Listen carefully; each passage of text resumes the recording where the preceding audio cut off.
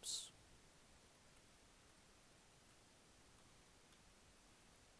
All right. Right. Online students. Make sure this is working.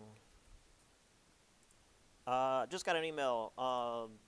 Online course evaluations are on Blackboard now, so do that if you don't mind. I'll get a letter in the mail in like a month and not know what it is and be scared and confused until I open it and be like, oh yeah, that's what that is. And it never really, it's weird. It's just a bunch of numbers. It's like an Excel sheet without anything that tells me what means anything. So, yeah, I've preferred it upstate when I actually would get when the students could like leave comments and stuff.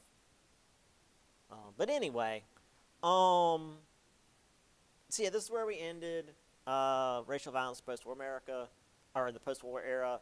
And as I was telling my in-person students, so for you online folks, the book didn't mention the Tulsa massacre, which was worse than Chicago. Now, granted, it happened in 21. This one's mostly talking about 1919. But I mean, that's just a 2-year period. I would likely include that, but whatever. Tulsa did a pretty big. Tulsa put in a lot of effort to bury it, so I don't know. Maybe this.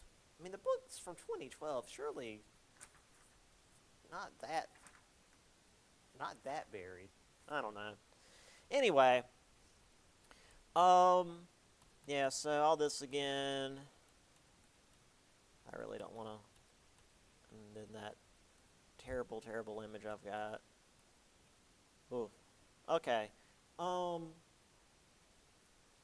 So beyond that, this is the 1920s. So we got to talk about the economy. And normally the economy is exceedingly boring. But since we all know where we're going with that, it is a little bit fun to look at in retrospect. So there was a little bit of economic turmoil after World War I. We talked about that with increased demand and not a lot of supply, and it causing inflation and the people freaking out because they don't apparently understand how capitalism works. But apparently a lot of people don't. Anyway, there was still a lot of economic growth between 1922 and 1927. The economy grew 7% per year, which was the largest peacetime rate up until that point. It would increase more so after World War II because the whole military-industrial complex thing that we've yet to. Well, I guess we have kind of gotten out of that now with the whole service industry and putting all of our manufacturing overseas and then blaming them for that afterwards. They stole our manufacturing. No, we sent the manufacturing there. But whatever. Nobody needs to have brains. So government officials began aligning themselves with big businesses, further stimulating economic growth, which amounted to a second industrial revolution, which makes me grind my teeth. Because as a European historian, the second industrial revolution happened in the 1800s, which was the industrial revolution we talked about here in America in the 1800s. That was the second industrial revolution. The first industrial revolution happened in like the 1700s. Our, quote, second industrial revolution was just us doing more manufacturing. It's not like we did a whole new level of technology. It was just more. But whatever, America, do your own thing. We're still using feet and pounds, like peasants. Anyway, Warren G. Harding of Ohio became president in 1920, wanted to restore normalcy. He and his party wanted less government in business and more business in government. Boy, he'd be interested in modern things. The first of these changes came under Treasury Secretary Andrew Mellon, lower taxes on the wealthy, thinking that would allow them to expand production and thus create more jobs. Boy, I wonder who took that idea and ran with it.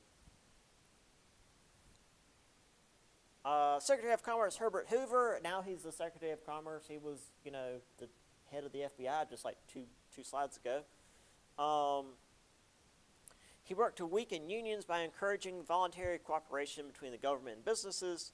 The American Plan established health insurance and pension plans, which pulled importance away from unions. This is why you can't afford insurance unless you work full-time. And you have to get your insurance through a business because of Herbert Hoover, basically. Because used to be, used to be you would get your insurance through the labor union, or just you get your insurance through the insurance company. But thanks to Herbert Hoover and the American Plan, you basically, when you work full time, your employer pays for like half the insurance and you pay the other half.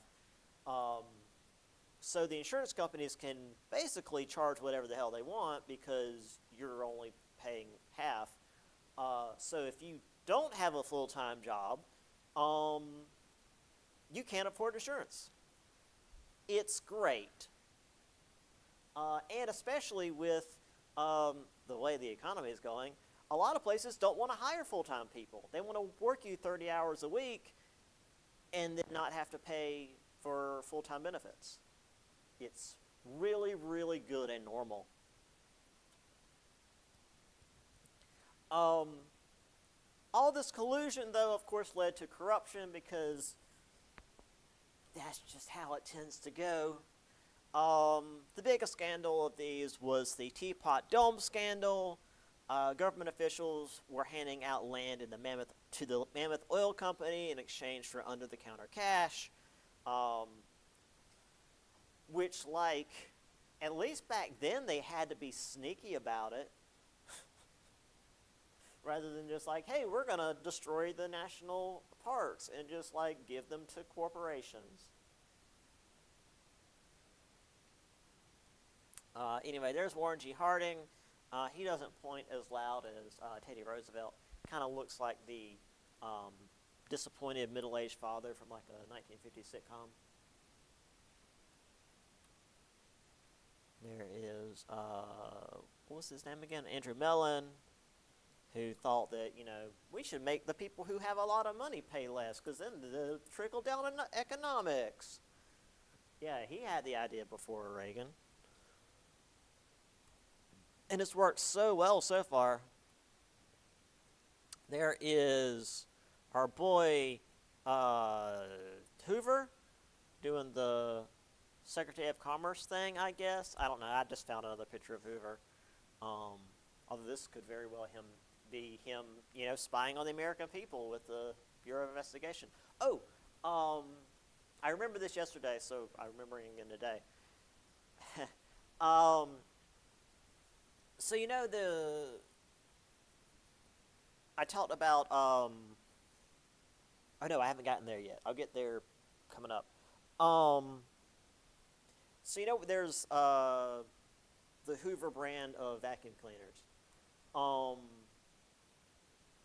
Apparently, I don't know of how much of Europe, but I know in Ireland and I think England as well, they don't call them vacuum cleaners. They call them Hoovers. All of them. Doesn't matter what the brand is. They call them Hoovers. And they also use that as the verb. So you don't vacuum the room, you hoover the room.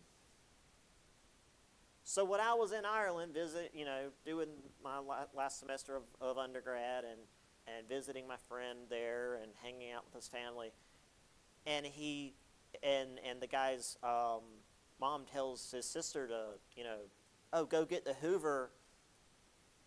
I was like, I'm sorry, the dam or the guy? What are we talking about? I'm so confused. That was probably the worst culture shock. In going to another country, no big deal. Their accent, no big deal. That was probably easier to understand than honestly a lot of people here. The Hoover thing, it broke my brain. It was so weird. But I mean, like here, we don't say like bandage. We say Band-Aid for any kind of like adhesive, bandage. but Band-Aid is the brand. But that's just what we say. Even if it's like CVS brand, cheap bandage, we say Band-Aid. We say that for a lot of stuff. Apparently over in at least England and Ireland, it's Hoover for the vacuum cleaners. So here's some like American prosperity propaganda. It's the American way, freedom of religion and speech, opportunity, private enterprise, representative democracy. I really like this one because we're going to see more billboards like this as the Great Depression hits and people are like in bread lines in front of billboards like this. Because, they don't just disappear overnight when everyone's money disappears overnight. Oh, here we go. Here is the threat intimidation as practiced under the closed shop. Basically, this un-American autocratic customs will be eliminated through adoption of the American Plan of Employment. Essentially, it's saying that by offering insurance and other such things, that labor unions are threatening and intimidating workers. So by making it so that your insurance is tied to your place of work, it's not threatening and intimidating. Because like back then, you would go and you'd work at one place pretty much your entire life. Like today, we're kind of jumping around between jobs, and that means your insurance goes away until you have another job. It doesn't go with you. Not typically. So, yeah, thanks, Hoover. I don't really have much on the Teapot Dome scandal. Besides just what they said. There was apparently big oil reserves at the Teapot Dome. I guess it was it's a section in Wyoming apparently. I mostly included it because it's in bold in the book, and it's got a lot of really good images because it's really easy to make into political cartoons, because it's a Teapot Dome. What else are you going to do with it? I mean, there you go right there, too. U.S. court decision, indictment of Fall, somebody else in Sinclair. Yeah, lots of fun stuff there. Okay. Even more so for the whole 1920s, Roaring '20s economic stuff, is consumerism. Wage earners enjoyed some level of economic prosperity. Average purchasing power increased about 20%.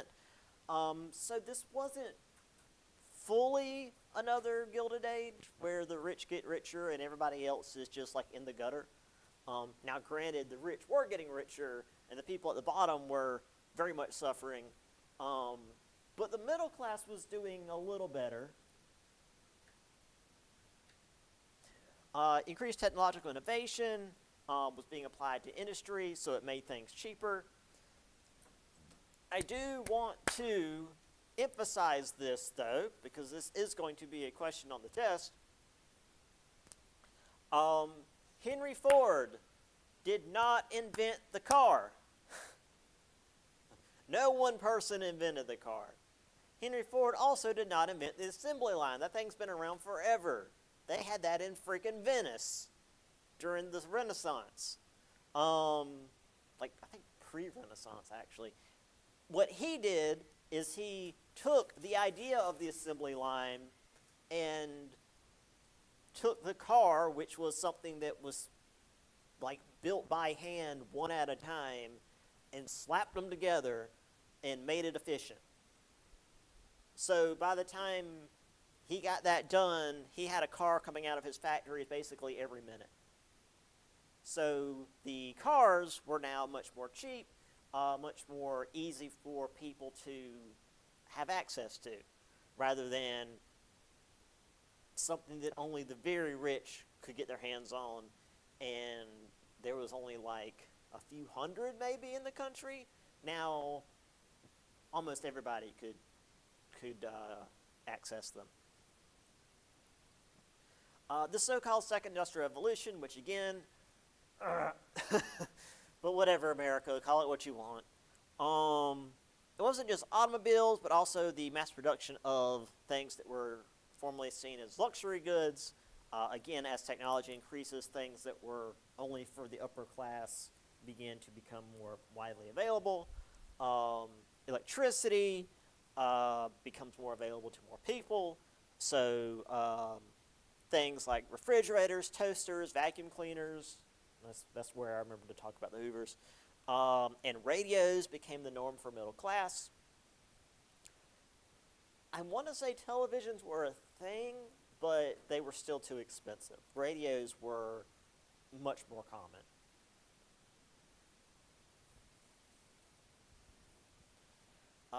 Automobile was the most important product of the era. Sales went from 1.5 million to 5 million in the 1920s. And it changed the way of life for Americans. Commutes to work, long-distance vacations, even the way courtship happened, because you could, like, go places. Also, it ruined our cities. Our cities are terrible, and having been to at least a small part of Europe, it's really weird to be in a walkable city and just be able to, like, walk out of the door and walk to where you want to go and be able to, like, walk across the street without waiting for 15 minutes for all the cars to go by. Yeah, walkable cities are weird compared to here in America where you have to drive to get anywhere. Yeah, that's a whole thing. And when people weren't making enough money, we had new systems of credit being established. So if you couldn't afford the luxury goods, you could buy now and pay later, which totally wasn't going to cause any issues for anybody ever. This wasn't quite credit cards yet, but that was the idea. Was, you know, just put it on credit and we'll pay it later.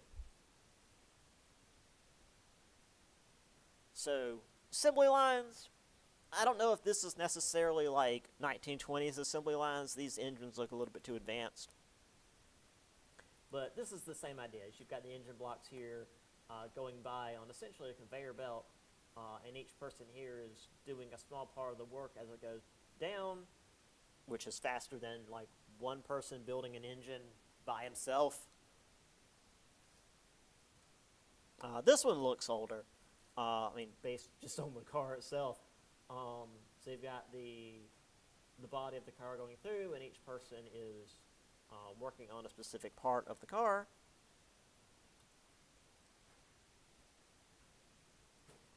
This is definitely not the 20s, and also not a Ford factory. But again, same idea, where the cars are going through, each station works on a separate part of the car. I mean, this is still how cars are made today. It's just instead of a lot of like robot arms and stuff, which is also where a lot of our manufacturing has gone. It's not so much that it's gone overseas, it's that automation has taken over because it's cheaper, and the people at the top who want to make all the money want to pay people less so they can keep a lot of the money. Yeah. So this whole idea of we're going to take all our manufacturing back, it's like a lot of it's still here. It's not people doing it anymore. Anyway, here are some of these luxuries. Just, relatively simple stuff, but you can get your hands on it much easier. A lot of these are the Sears catalogs I showed you guys before. Also, yeah, here we go. Here is a General Electric refrigerator. I showed this one specifically because my grandmother had one of these. And by had, I mean it outlived her. She passed, I guess it's been a decade now. I mean, she helped raise me. Um, but like my parents are at her old house, and that refrigerator's still there, and it's still running. Like we still use it. Um, and this is what reminded me of the Hoover thing, is she called this the Coolidge, as in Calvin Coolidge, um, because I guess that was when the model was introduced, way back when Coolidge was in power, and they just sort of nicknamed it the Coolidge refrigerator. The only issue we have with this really old refrigerator is that the latch here is getting old, and you have to make sure you shut it really good. Like that's literally the worst problem, the biggest problem we have with this refrigerator, as old as it is. But yeah, it's a damn good refrigerator. It has outlasted several modern refrigerators we've had. Yeah, it's real good. It's sitting out on the screened-in porch that she had built when she was still around, and it mostly holds beers now for my folks, but it does its job. It's real good. It's not especially large, especially because like the walls on it are real thick, so there's not a whole lot of interior room, but it's a good little fridge. It's also really freaking heavy. I mean, fridges are normally heavy, but it's heavy for its size. There's a Model T. If I knew more about cars, I'd be able to tell you specifically which Model T this is, but I'm not, so whatever. But I do like that how, just out of necessity, because it took less parts, the earliest cars were convertibles, not because that was like a luxury, but because it was just easier. Just to have this little like cloth top that you could roll up and attach, rather than like a hard top, because that was extra material.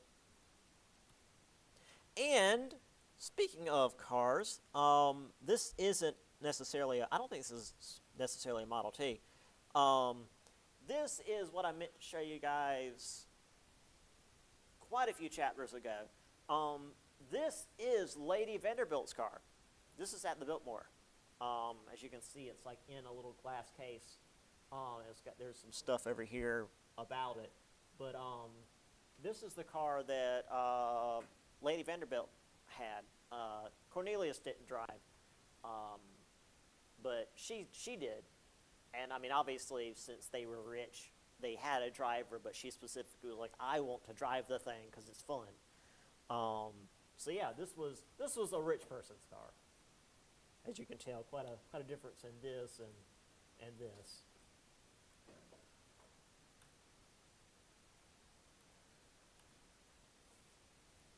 Obviously, with prosperity going up, the people at the top were making a lot, and the people at the bottom were stuck where they were, because that's how the economy works. Those that live below the poverty line and the farmers, because they're always the ones getting the short end of the stick,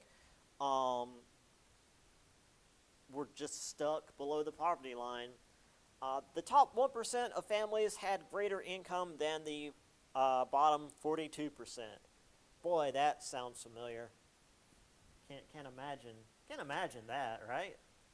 Now, besides the whole, wealth disparity thing, this also actually had an issue on the economy as a whole, because in order to keep the economy moving, you need to sell a lot of these luxury goods that are being produced. Even if they're going down in price, if you're living below the poverty line, you can't afford a toaster or a radio or especially like a car. And the rich people, that top 1%, they can have literally all of the money in the world, and a lot of them do, but they literally can't buy that many cars or toasters or radios or whatever, because they don't. What are they going to do with it? Fill a house full of them? I mean, like they don't have anywhere to put it. I mean, they could just like buy land and just fill it with toasters or something, but like one person can only do so much with literally that much money, and the sooner these rich assholes realize that, the better. But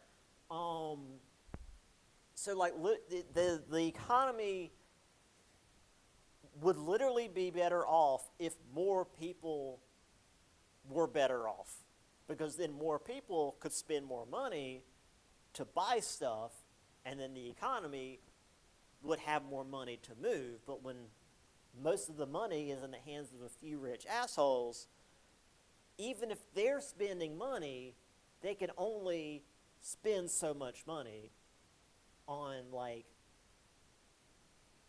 luxury goods, because most of them are putting money in like the stock market, which doesn't really do anything for the economy, or doing real estate speculation, which also doesn't really do anything for the economy. They're buying up land to try to make more money. And a lot of times, at least in this case, they're buying up money down in Florida sight unseen. They're not going down there and like checking it out and seeing if it's good land, because I mean, how many of y'all have been to Florida? Yeah, we've been to Florida. How much? What is most of Florida? What kind of land is most of Florida?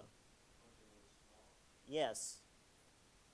How many resorts are you going to build in swamp? I mean, Disney did a good job, but they've got a bunch of money. Exactly. Well, that was actually the point. Was, again, there was a documentary I found where like Walt Disney, because Disneyland over in California is like in the middle of a bunch of other crap. It's real weird to see like the strip and it's just a bunch of signs, and you see Disneyland like just among a bunch of signs. It's like being in Myrtle Beach where it's just a bunch of awful neon signs. So he got a bunch of his investors to like have fake company names and go down to Florida and buy up a bunch of land under completely separate company names, and then merge it all together as, haha, we were actually working for Disney all along, so that other people wouldn't come down and try to buy up land around it because they knew that Disney was up to something. That's what Disney World's about, because who would go down to buy land in freaking swamp Florida? Well, apparently this madman. Also, he like that whole thing very nearly collapsed like 4 or 5 times. So the fact that Disney World even exists is kind of a miracle. And that is on top of the like millions and millions and billions of dollars that has been thrown at it. Anyway, so people were buying up land down in Florida on speculation, which never is a bad thing. And the big storms in 1926 and 1928, which no one would have seen coming. I mean, can you imagine big storms in Florida?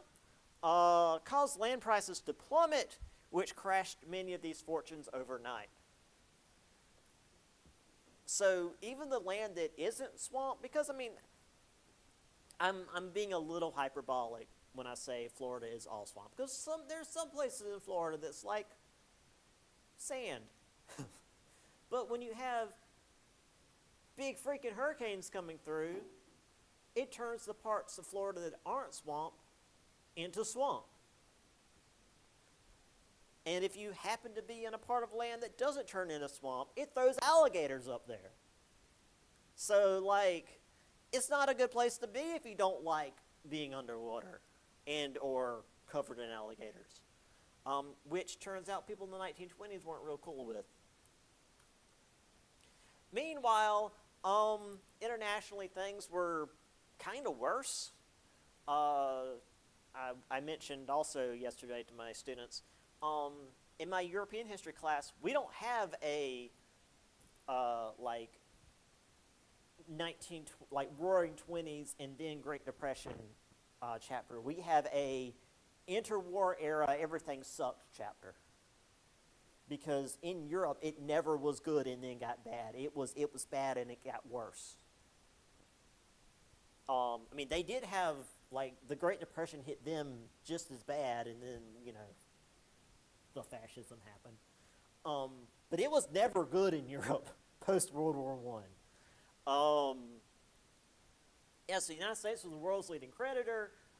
European countries owed America all that money that we had loaned them during World War I, but, say, France and England specifically, we're going to try to get the money from Germany to pay back the loans to America, but Germany was destroyed.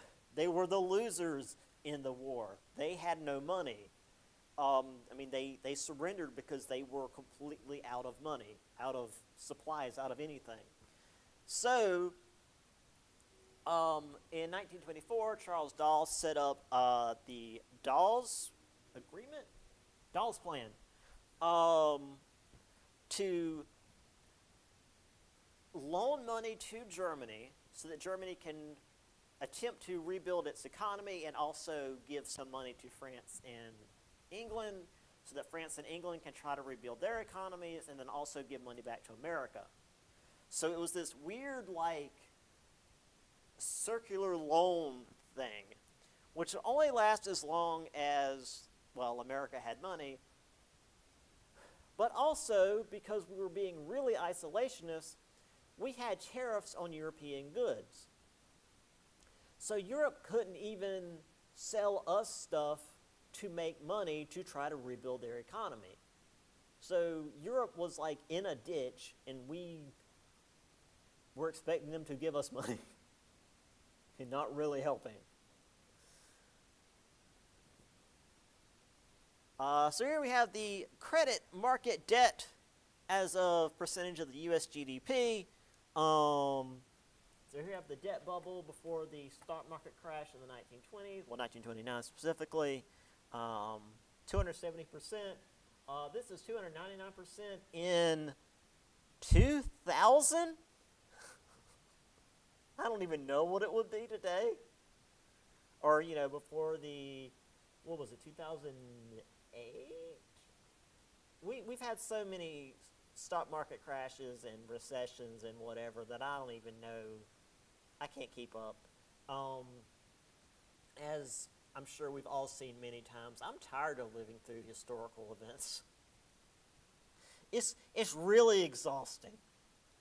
It's really exhausting living through historical times. Here is Wall Street, or the stock market, whatever that's called. The stock, whatever it is, the stock floor thing. Before they put up those gaudy neon-like columns, which the way I am, I'm so sensitive to like loud noises and bright colors that if you were to put me out there in modern times, I would probably die. My brain would just short circuit and I would just fall on the floor and die. Or I would beg someone to kill me. Please, like, peel my skin off or something. Don't send me out there. I can't even look at, like, videos of it on TV. Like, it hurts my brain. It is too much information, too much light and color and people moving around, and nah, it's overwhelming. I hate it. I hate it so much. Speaking of the Onion, no, didn't get a response there. Connor, I've got an Onion article for you. Stock market is invincible. Buy, buy, buy. New easy credit delays financial catastrophes until the 1930s. Wall Street, spirit soaring, something about a brain surgery technique. Yeah, so we've got a vintage onion here. So I thought you'd like that. Really is completely invincible. 1929, nothing bad's gonna happen.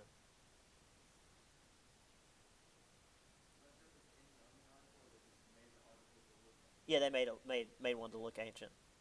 But yeah, when I found it, I'm like, wow, this is really weird. And then I noticed what the top was like. Oh, I get it. Okay, yeah, that's real good. This is familiar. I don't know if it's talking about the 20s or the now 20s.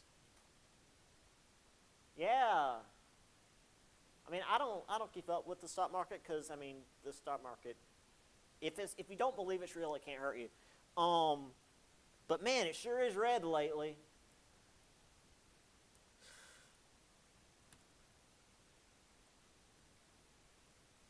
This one almost feels like an Onion article. Florida, the greatest real estate development in the world. Have you been to Florida? And again, this is like this is before, Disney World when people were putting resorts everywhere because that's where all the money was all of a sudden.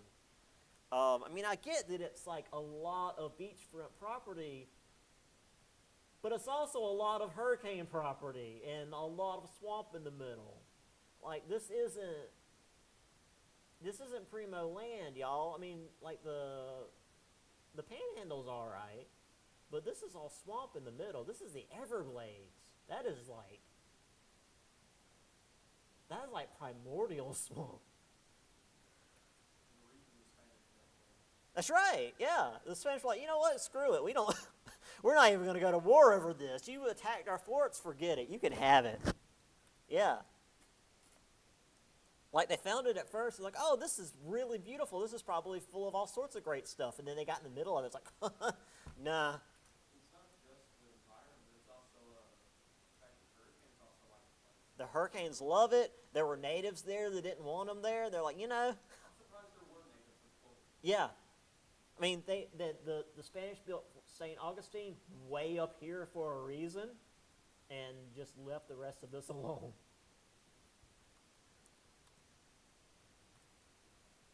Once again, the greatest land offering, greater than Marriott's Island, greater than St. Andrews Bay. Never before have you been offered such an opportunity. Perhaps never again. A bargain feast for a few days. Yeah, so it's buy now because you'll never get this opportunity again. Mail your check. Don't bother looking at the land or coming to check it out. Just send us your money. And there was, like this for some reason, a flapper lady and an elephant that they taught to dance, I guess. I'm sure there was all sorts of horrible abuse there, but we're going to ignore that. Because this land totally wouldn't immediately flood with a little bit of rain. They did manage to build a resort, some kind of hotel resort thing back here. So I guess it didn't rain for a couple of weeks. Or, well, I shouldn't say rain. It didn't properly storm for a couple of weeks. It never isn't raining in Florida. And then also international not great stuff going on. Russia is just like, hey, we're not Russia anymore, we're USSR, so we're going to ignore the whole debt thing, which, based. France and Britain owed us quite a bit of money. Germany is not there because they owed France and Britain money because, well, war reparations. And then, yeah, just a lot of money going back and forth that nobody had because they just had this big old war. So yeah, there's the Dawes Plan, not the Dawes Act. That was way at the beginning of the semester with the whole like stealing Native American land. So yeah, we were going to give loans to Germany for them to hopefully help rebuild their economy. They had to give a lot of that back to the Allies as their reparations, and the Allies would use some of that to rebuild their economies, but then also they'd have to give some of that to America to repay their loans or the debt from the war. Yeah, so it's this whole thing. And this also meant that Germany would eventually have to repay their loans back to America, so it's a whole thing.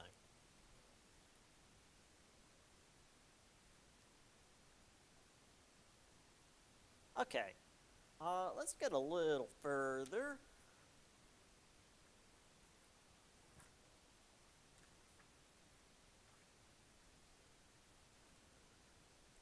So, with all this change in America when it comes to, prosperity and leisure activities, there was also a shift in morality, due in part to the entertainment industry, which flourished in the 1920s, largely in Hollywood, which I'll talk about a little bit more in a minute. The idea of the new woman came about, dressing as flappers, which, again, I'll show more in a minute. That the woman with the elephant was dressed as a flapper. But if you're not familiar with the 1920s aesthetic, I'll get into it in a minute. Short skirts, which is to say, oh no, it's below the knee.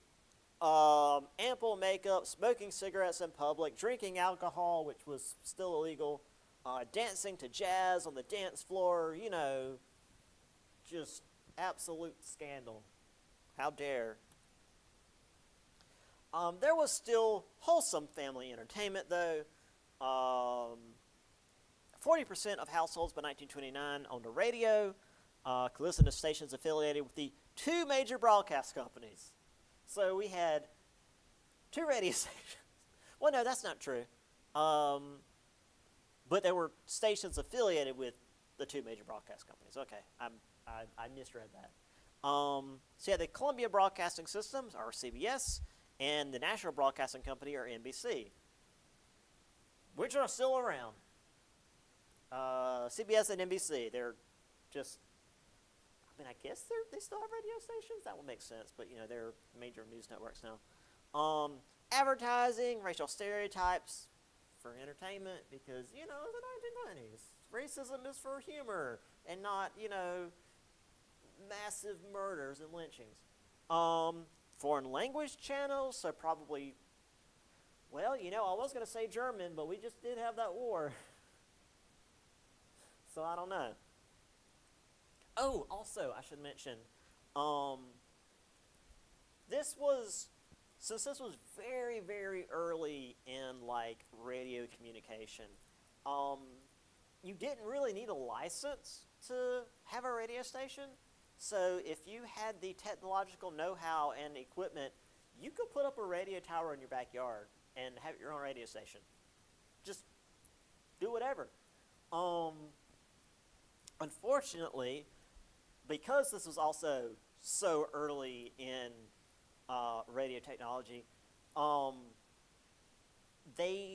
you could just use whatever frequency you wanted, including accidentally military frequencies, because they didn't realize that was a thing. So people were just messing with their radios, and suddenly they're hearing troop deployments, and that got fixed real quick. It's okay, we're going to limit all civilian radios to certain frequencies so they can't turn on to military frequencies. So yeah, that was a goof. And then eventually you have to get certain licenses and stuff to be able to make a radio station. So that's not really there are some places where there were independent radio stations, but it's pretty rare. But yeah, they're it's mostly out in the west where there's a lot of flat land, so that you can send the radio signals a lot further. But yeah, that was a thing. The radio was like the internet, not even today, but the internet in the late 90s, early 2000s, where it was really the Wild West. You could do whatever. The internet still is not really regulated today, but it's much more commercialized today than it was back when it started, where it was just people made websites for whatever the heck they wanted. and it was everything. It was also intellectual challenge to the status quo. This group that later became known as the Lost Generation because, you know, the people of World War I are obviously well known as the generation that fought in World War I. And then there's the generation that fought in World War II as, you know, the greatest generation. But the people in the middle are kind of forgotten, and they became known as the Lost Generation. They were disillusioned with the First World War. They also discredited the racial notions of the day. They challenged the idea that whites were inherently superior to blacks. They owed intellectual development to environmental factors, which is to say, if you grow up in the slums and are wondering every day if you're going to eat, if you're going to survive that day, you're probably going to grow up a little bit differently than someone who grows up in the upper class and everything's handed to you on a silver platter. You're going to have more time to read and do intellectual studies than someone who is literally scraping by to survive. And then, you know, people are like, oh, well, clearly the person who's scraping by to survive is just inferior because racism. Yeah. There was also Sigmund Freud at this time with his ideas on human subconscious, which, again, we're not really going to get into because while Sigmund Freud's ideas were important, most of them were discredited by later psychology stuff. But again, it was important in shifting how we viewed psychology. So still important, but we're not really going to worry about it. Also, quick side tangent. It was originally called Hollywoodland, as you can see by the sign. The sign has been defaced and vandalized dozens of times over the years. Typically, it was repaired and fixed and, you know, put back the way it was. But when the land part got pushed over, they're like, yeah, you know what, Hollywood's a bit catchier. We'll just leave it as is. However, I will pose the question to you guys. Why move the movies, motion pictures to Hollywood? Because originally, it was all in, like, New York. It was all in studios in New York City. Why would they move all the way across the country to this?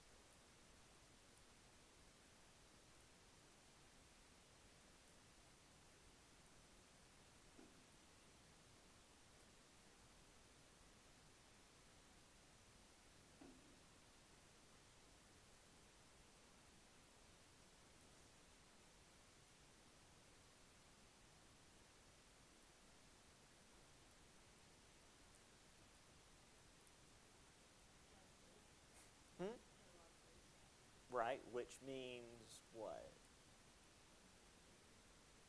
Right, which means... Right. What does that mean for... That is part of it, because the Westerns were very popular. So yeah, they could just go out and just film. But they were still building studios for, you know, other stuff. But what does that mean for cost? Basically, because in New York, it's already built up. You have to rent these studios because, again, the more people that live in an area, the higher the property value, right? This is scrubland. Ain't nobody out here.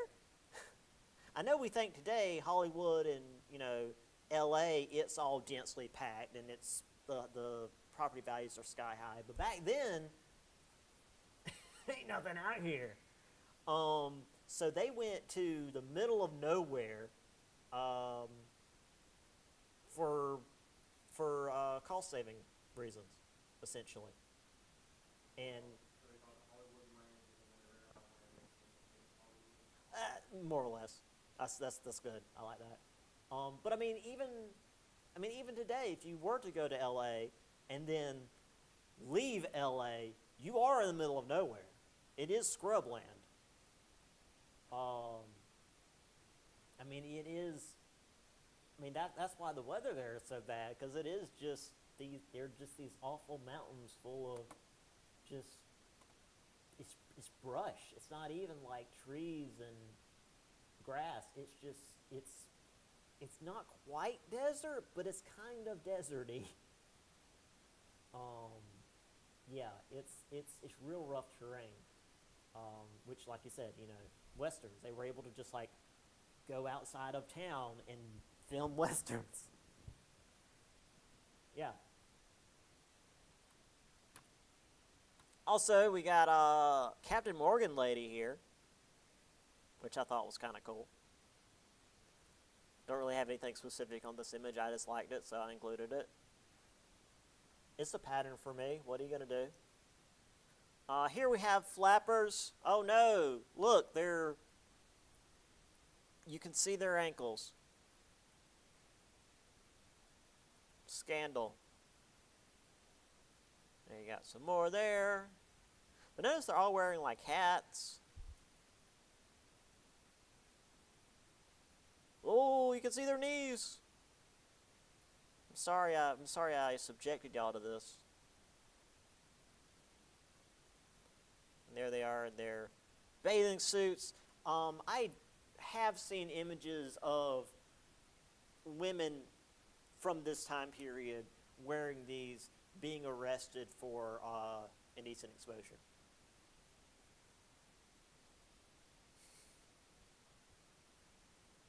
Yep. There's an old-fashioned radio from the time. Another thing that my grandparents owned that I think is still in the house. The radio part of it was gutted before I was ever born. It shorted out, but they kept the radio shell because, I mean, it's basically a pretty piece of furniture. The wood part is, I mean, it's very in just that dark wood frame or wood panel color. Very nice. This image to me is weird. And for those of you that come in for the extra day on the 22nd, we're going to see this again when it shows the family all gathering around the radio, and they're all wearing like Sunday best clothes. You've got the father in his jacket and suit and tie, and little Timmy over here with his tie and button-up shirt, and little Sally here with her freaking awful, uncomfortable shoes. I distinctly remember these shoes because whenever my mom would try to get my baby sister ready for church, getting those shoes on was a fight. My sister would scream and cry, and my mom would cry, and some days we wouldn't go to church because she couldn't get those shoes on. It's like, all right, we're done. We're going back inside. So that's why those shoes stood out to me. But yeah, it's like, let's dress up to listen to the freaking radio. This is the fakest image I've ever seen. I mean, or were people really just this crazy in the 1920s that they would dress up to listen to the radio? It's the same to me as like commercials where like the person comes up to the door, knocks on the door, and the guy comes to the door and he's got like a polo shirt on and khakis and like dress shoes. It's like, you don't walk around the house like that. Not normally. I mean, I'm in, I wear pajamas around the house, but come on. Be comfortable in your own house, weirdos. Anyway, so there's CBS. I like the NBC logo because, again, radios are brand new, so they've got like lightning bolts shooting out of them. It's like, oh, we are the station of the future. Which, again, if you're here for the extra movie day, there's going to be a lot of that where it's like it shows the globe rotating and it's got like lightning bolts shooting out of it because they're so proud of their new technology. I really like. I mean, obviously, I'm getting excited about it. I really like that era of technology with like, oh, we are of the future, and it's like black and white and crackly.